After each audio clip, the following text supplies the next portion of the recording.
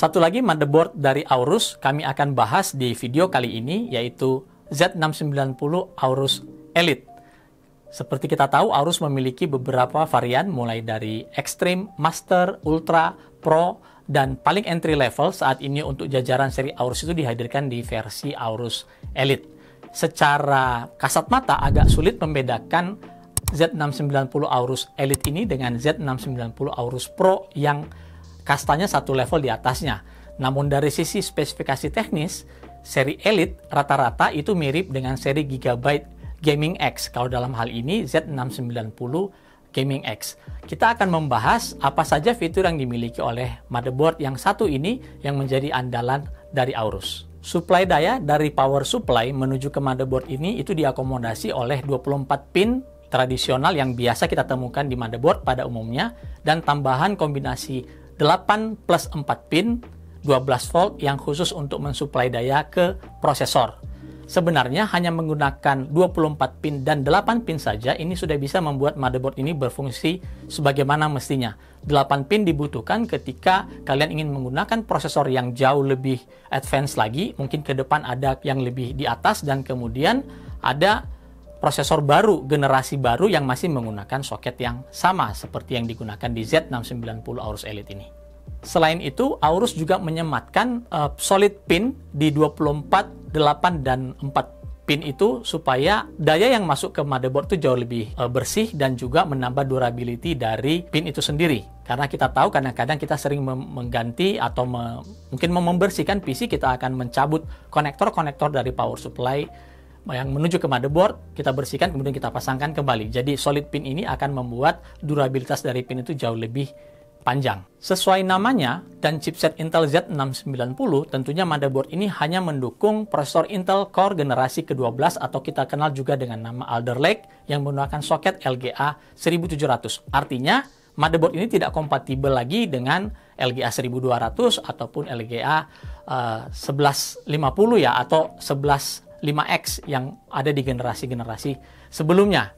Z690 Aorus Elite ini menggunakan DDR5. Ya, ada dua versi untuk Z690, ada yang menggunakan DDR4 dan ada yang menggunakan DDR5. Untuk Z690 Aorus Elite ini menggunakan DDR5 dengan mode 2 channel. Untuk kecepatan XMP yang didukung di motherboard ini, menurut website Gigabyte atau website Aorus itu ada di XMP DDR5 6000 megatransfer per detik. Dan sekali lagi kami tidak bosan-bosannya mengingatkan kalian untuk selalu mengecek qualified vendor list atau QVL list yang ada di website vendor motherboard untuk bisa menggunakan memori yang sesuai QVL yang ada agar mencegah terjadinya ketidakkompatibilitas antara memori dengan si motherboard. Perlu juga kami ingatkan XMP DDR5 XMP 6000 itu hanya berjalan pada dua modul terpasang. Kecepatannya akan jauh berkurang ketika kita mempopulasi semua slot yang ada. Dan untuk kapasitas total memori DDR5 yang bisa ditampung di motherboard ini adalah 128 GB atau 32 GB per modul di satu slot. Semua seri Aorus Z690 DDR5 itu menggunakan teknologi SMD atau Surface Mount Device untuk slot memorinya. Jadi kita tidak bisa lagi menemukan bekas soldering yang ada di bagian belakang PCB. SMD ini seperti slot memori yang di-mount di atas permukaan PCB, ya, dan diyakini dengan teknologi SMD ini akan meningkatkan signal sehingga memori jauh lebih stabil berjalan pada frekuensi yang tinggi dan juga menciptakan kestabilan yang jauh lebih baik itu pada kapasitas yang besar maupun kecepatan yang lebih tinggi. Aorus juga mengklaim dengan fitur memory armor yang mereka buat, slot memori yang ada di motherboard ini bisa dicabut pasang hingga 5000 kali. Ya, kami bertanya-tanya juga siapa yang mau mencabut pasang memori hingga 5000 kali. Mungkin itu hanya dilakukan oleh para tester memori atau para tester motherboard. Untuk storage, Z690 Aorus Elite itu dilengkapi dengan 4 buah slot M.2 NVMe yang mendukung hingga PCI Express generasi keempat pada semua slot M.2 NVMe yang ada. Selain itu, ada juga 6 SATA port yang berjalan di 6 Gbps dan mendukung fitur-fitur RAID seperti pada standarnya seri Z chipset dari Intel. Khusus untuk M.2 slot yang ada di motherboard ini, itu dilengkapi keempat-empatnya dengan thermal guard khusus yang membantu menurunkan temperatur NVMe SSD yang kita pakai. sehingga operasional dari SSD NVMe yang kita pakai itu bisa tetap optimum, maksimum, dan durabilitasnya juga jauh lebih lama umur pakai untuk SSD yang kita pakai. Di dalam thermal guard ini juga dilengkapi dengan thermal pad yang membantu hantaran panas yang lebih optimal dari bagian SSD ke heatsink. Satu buah slot PCI Express by 16 yang mendukung PCI Express generasi kelima. Ingat, generasi kelima ini diambil dari jalur PCIe lane yang ada di motherboard. Meskipun hingga saat video ini kami publish, di market itu belum ada kartu grafis yang mendukung PCI Express generasi kelima. Dengan kata lain, Z690 dan Alder Lake ini sudah mendukung teknologi yang akan datang. Kemudian, kita juga ada menemukan dua buah slot PCI Express generasi ketiga by 4 atau X4.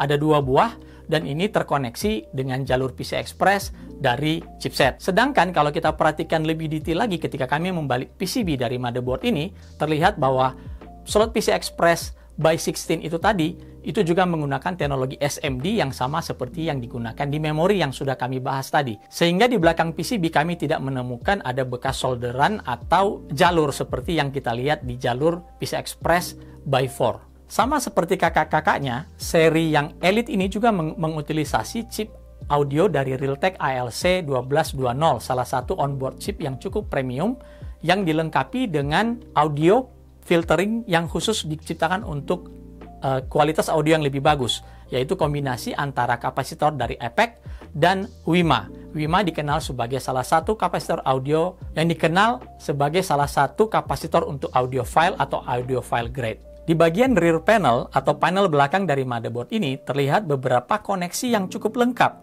Sebut saja ada satu buah port DisplayPort 1.2 dengan standar HDCP 2.3, sebuah port HDMI 2.1, dan keduanya baru bisa difungsikan ketika kita menggunakan prosesor non-F atau prosesor Intel Core generasi ke-12 yang memiliki integrated graphic.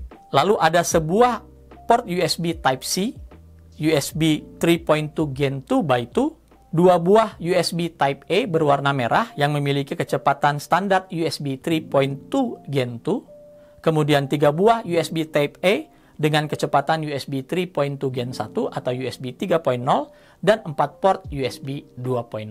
Satu lagi, port USB Type-C USB 3.2 Gen 2 dapat diakses melalui internal header, dan ini sangat tergantung dari jenis casing yang nanti kalian pakai. Kalau casingnya mendukung front panel untuk USB Type-C, maka konektor ini bisa disambungkan ke konektor yang dari casing. Dan port USB lainnya yang dapat digunakan melalui front panel dari casing adalah USB 3.2 Gen 1 atau USB 3.0 sebanyak 2 port dan USB 2.0 sebanyak 4 port.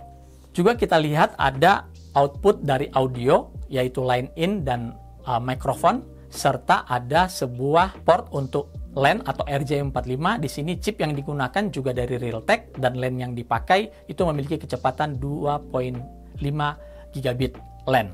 Nah, terakhir kita akan membahas dapur pacu dari motherboard ini. Sebagai pemasok daya untuk prosesor dan komponen lain yang ada di dalam prosesor itu sendiri, terdapat total 16 induktor sebagai pemasok daya untuk prosesor atau biasa kita kenal dengan V-Core. Tetapi 16 induktor ini tidak berarti total fasa dayanya juga menjadi 16. Z690 Aorus Elite menggunakan mode Twin Hybrid Phase Digital, yang berarti setiap dua induktor yang terdapat di area VRM itu mewakili satu fasa, sehingga total fasa daya untuk V-Core berjumlah 8 fasa.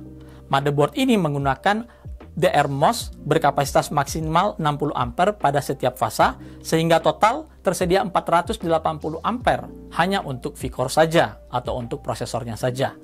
Selain itu ada satu fasa driver MOS 50 ampere untuk IGP atau Integrated Graphic jika ada di prosesor yang kita pakai, atau yang dikenal juga dengan istilah VCCGT, dan dua fasa direct driver MOS 70 ampere untuk PCI Express dan memory controller yang ada di dalam prosesor. Di atas komponen VRM tadi, untuk memastikan performa komponen VRM ini selalu maksimum dan efisien, digunakan heatsink yang cukup besar.